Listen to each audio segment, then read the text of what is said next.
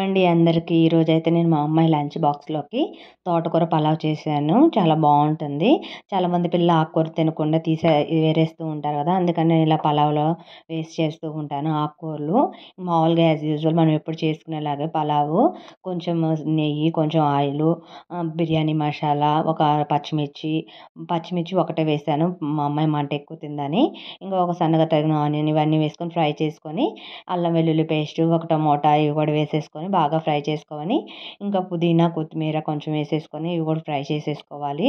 ఇవి కొంచెం ఫ్రై అయ్యాక ఇంకా తోటకూర వాష్ చేసుకొని సన్నగా తరిగి ఒక కట్ట తీసుకున్నాను నేను.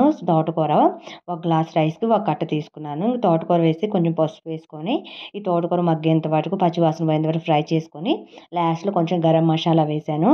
ఈ గరం మసాలా వేసుకొని ఇవి కూడా ఫ్రై చేసుకొని ఒక గ్లాస్ రైస్‌కి 2 గ్లాస్ వాటర్ తీసుకొని మొత్తం ఒకసారి తిప్పుకొని ఇంక సరిపడా సాల్ట్ వేసేసుకొని ఈ వాటర్ ఏందంటే తెల్లనివ్వాలి. తెల్లినాక రైస్ వేస్తున్నాను. నేను రైస్ ఏందంటే ముందుగానే నానబెట్టి పెట్టుకున్నాను. ఒక 15 మినిట్స్ ఆర్ 20 మినిట్స్ ఏందంటే మసాలా ఇవన్నీ ప్రిపేర్ చేసుకునేలోపు అంతలోకి నానతాయి. ఇంక రైస్ వేసేసుకొని ఇంకా కుక్కర్ మూత పెట్టేసి సిమ్‌లో పెట్టేసి ఒక విజిల్ రానివ్వండి. ఇదిగోండి రైస్ అయితే పొడి పొడిలాడుతా చాలా బాగా వచ్చింది తోటకూర పలావు. ఇందులోకైతే పెరుగు చట్నీ చేసి పెడతాను నేను మా అమ్మాయికి. కూర అయినా తినొచ్చు ఆలు కుర్మా అలాగా. ఈ తోటకూర పలావ్ అయితే రెడీ అయిపోయింది. వీడియో కనిస్తే లైక్ చేయండి.